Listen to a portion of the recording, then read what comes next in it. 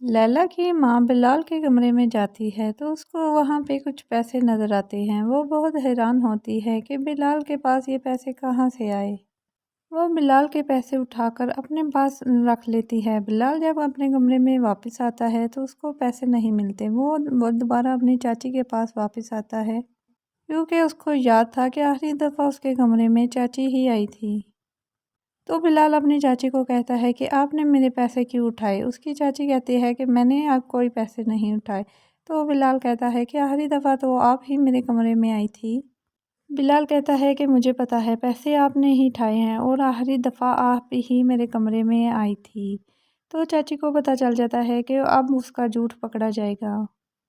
تو اس کی چاچی کہتی ہے کہ تم نے میرے پیسے چرائے، تم نے سودے سے پیسے اکٹھے کر کر کے جمع کیے ہیں اور یہ پیسے سارے میرے ہیں اور میں نے واپس لے لیے۔ تمہاری اتنی کوئی اوقات نہیں ہے کہ یہ پیسے تم خود سے ہی کماؤ۔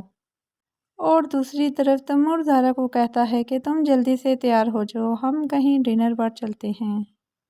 زہرا مان جاتی ہے، کہتی ہے چلو ٹھیک ہے، میں تیار ہو کر آتی ہوں، پھر جاتے ہیں۔ اس کی ماں بھی کہتی ہے کہ میں تمہیں سیٹ دیتی ہوں، یہ تم ساڑی کے ساتھ پہن لینا، بہت خوبصورت لگو۔